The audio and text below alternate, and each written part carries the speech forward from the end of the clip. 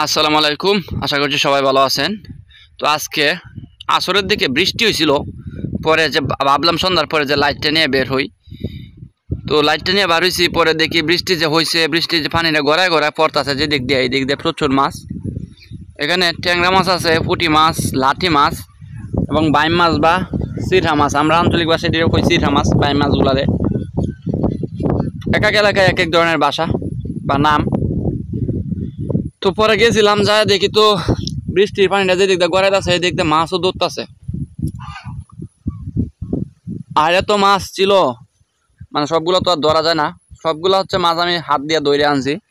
অনেকে আছে কুচ দিয়ে মারে, টেটাই দিয়ে মারে, কিন্তু আমি হচ্ছে একটা মাছ ধরার একটা ফাঁদ বানাইছি বয়ম খাইতে। বিস্কুট বা লজেন্স থাকে যেসব বয়মে, এইসব বয়ম খাইতে একদিক দিয়ে তো মনে করেন চাপটা কুলাই থাকে, আর একদিক দিয়ে কুলি মানে ফলর মতো চাপ দেওয়ার মতো একটা সিস্টেম বানাইছি।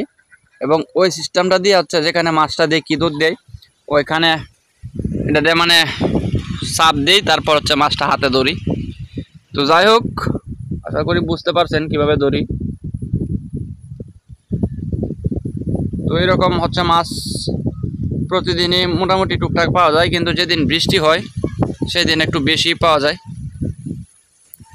এবং ছোটো ছোটো কই ওই ট্যাংরা মাছ প্রচুর, হাজার হাজার, প্রতি 100 কে 200 মাঝে মাঝে একটা হচ্ছে বড় পাওয়া যায়। এরকম যে বড় দেখতেছেন, প্রতি 100-র মাঝে হচ্ছে একটা বা দুইটা বড়। এই যে একটা ছোটো আছে, এর সাইতে ছোটো অনেক পাওয়া যায়, যেগুলো দড়ি নেই বা ধরা যায় না।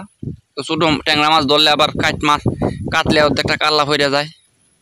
তো যাই হোক, এই মাছগুলো কীভাবে ধরছি যদি জানতে চান তাহলে কমেন্ট করবেন, আমি আপনাদের সাথে শেয়ার করব। এই হচ্ছে একটা লাঠি মাছ। লাঠি মাছ অনেকগুলোই ধরছি, ভর্তা খাইতে পারবো।